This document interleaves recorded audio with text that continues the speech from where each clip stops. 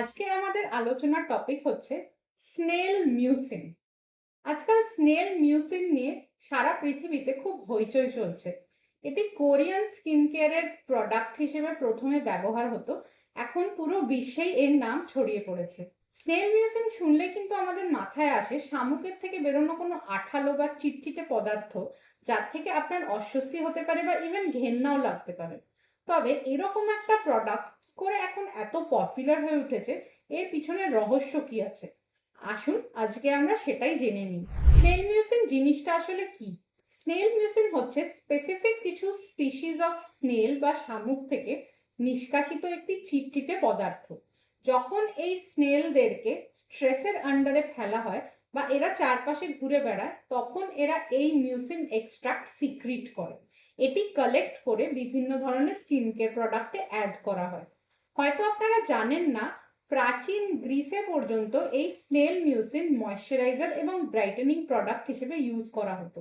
তার থেকেই হয়তো আজকের দুনিয়া এটি আবার পপুলার হয়ে উঠেছে। এখনকার দিনে যে কোম্পানিরা স্নেল মিউসিন প্রডিউস করে, তারা এই ধরনের শামুকের চাষ করে। স্নেল মিউসিন থেকে আমরা কি কি লাভ আশা করতে পারি? রিসার্চে দেখা গেছে স্নেল মিউসিনের হাইড্রেটিং পাওয়ার খুব ভালো, অর্থাৎ এটি খুব ভালো জল ধরে রাখতে পারে। সেই জন্য এটি ময়শ্চারাইজার হিসেবে খুবই ভালো কোয়ালিটির। তাছাড়া এর অ্যান্টি এজিং এবং স্কিন লাইটেনিং বেনিফিটসও আছে। কিছু কিছু স্টাডিতে এমনও দেখা গেছে যে কোনো অ্যান্টিবায়োটিকের থেকে স্নেল মিউসিনের হিলিং পাওয়ার যে কোনো ক্ষত সারানোর জন্য খুবই ভালো। স্নেল মিউসিনের ভেতর এরকম কি পদার্থ আছে যার জন্য এটি স্কিন কেয়ারে এত পপুলার? প্রথমেই ডিসকাস করব হায়ালুরনিক অ্যাসিড নিয়ে। এছাড়াও স্নেল মিউসিনে অন্যান্য কিছু গ্লাইকোজামাইনো গ্লাইকেন্স থাকে, যা খুব ভালো জল ধরে রাখতে পারে। এগুলি স্কিনকে ময়শ্চারাইজ এবং হাইড্রেট করতে পারে, ডাল স্কিনের শাইন ফিরিয়ে দিতে পারে এবং স্কিনের ড্যামেজড ব্যারিয়ারকেও রিপেয়ার করতে পারে। এছাড়া এতে আছে অ্যালান্টয়েন, যা স্কিন সুদিং এবং হিলিং প্রপার্টিজ আছে। সেন্সিটিভ স্কিনের ময়শ্চারাইজারে অ্যালান্টয়েন একটি প্রোডাক্ট হিসেবে ব্যবহার হয়। তাছাড়া এতে আছে পেপটাইডস, যা খুবই জেন্টল কিন্তু স্কিন রেজুভেনেটিং এবং অ্যান্টি এজিং প্রপার্টিজ আছে। তাছাড়া আছে গ্লাইকলিক অ্যাসিড। এর নামও হয়তো আপনারা অনেকেই শুনে থাকবেন।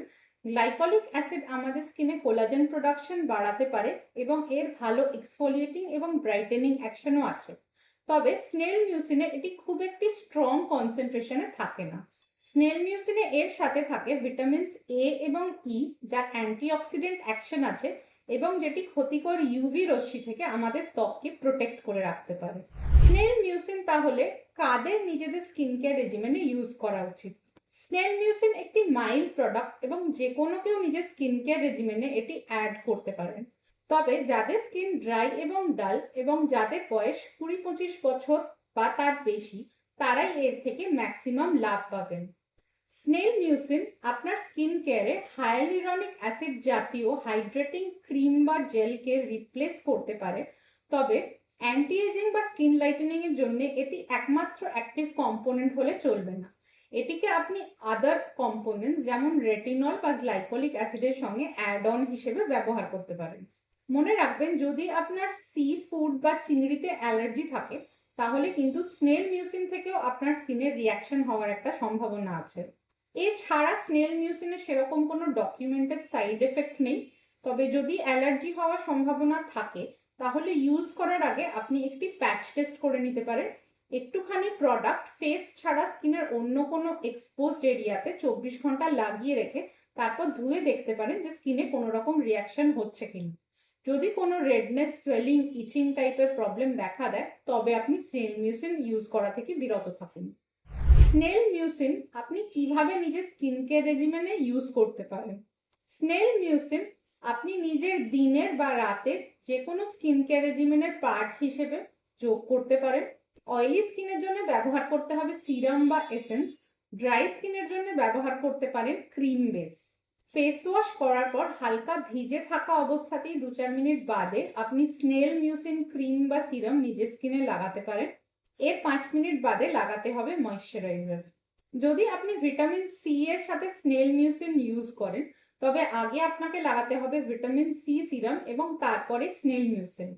যদি আপনি স্নেল মিউসিন অন্য কোনো অ্যাক্টিভের সঙ্গে ইউজ করেন, যেমন গ্লাইকোলিক অ্যাসিড বা রেটিনল, তবে আগে লাগাতে হবে স্নেল মিউসিন এবং তার কিছুক্ষণ বাদে লাগাতে হবে the other active product. Snail mucin face ওয়াশও অ্যাভেলেবেল আছে। যারা স্নেল মিউসিন ক্রিম বা এসেন্স দিয়ে ডাইরেক্টলি শুরু করতে ভয় পাচ্ছেন, তারা প্রথমে কিছুদিন ফেস ওয়াশ ইউজ করে এর লাভ দেখতে পারেন এবং যদি আপনাকে স্যুট করে তারপরে আপনি ক্রিম বা সিরাম অ্যাড করতে পারেন। স্নেল মিউসিনের ব্যাপারে আমার পার্সোনালি যেটা মনে হয়, স্নেল মিউসিন একটি মাইল্ড প্রোডাক্ট। এটি নিয়ে আজকাল পৃথিবীতে খুব বেশি চর্চা হলেও এটি কিন্তু সবার ক্ষেত্রে একই রকম কাজ করে না। কারুর ড্রাই বা ডাল স্কিনে স্নেল মিউসিন যেমন ম্যাজিকের মতো কাজ করে, তেমনি কারুর ক্ষেত্রে স্নেল মিউসিন বেশি চিটচিটে হয়ে যেতে পারে এবং কারুর ক্ষেত্রে আদৌ কাজ নাও করতে পারে। এছাড়াও স্নেল মিউসিন একটি কস্টলি প্রোডাক্ট এবং সবার জন্য সুটেবল নাও হতে পারে।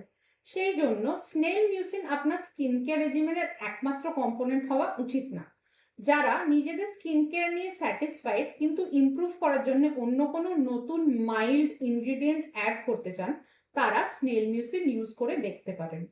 প্রোডাক্ট রেকমেন্ডেশনস এর মধ্যে আসবে the Dermaco snail mucin peptide 96 serum. দেশে বিদেশে যেটি সবচেয়ে পপুলার হয়েছে সেটি হচ্ছে COSRX advanced snail mucin power essence. এছাড়া আছে বি বডি ওয়াইজের স্নেল মিউসিন সিরাম। ড্রাই স্কিনের জন্য আছে COSRX advanced snail mucin all in one cream. যারা ফেস ওয়াশ দিয়ে প্রথমে শুরু করতে চান তারা ইউজ করতে পারেন COSRX advanced snail mucin gel cleanser, conscious chemist snail magic barrier repair cleanser. যদি আপনারা স্নেল মিউসিন ইউজ করে থাকেন তাহলে কিরকম ফল পেয়েছেন সেটা আমাকে কমেন্টে জানাতে ভুলবেন না।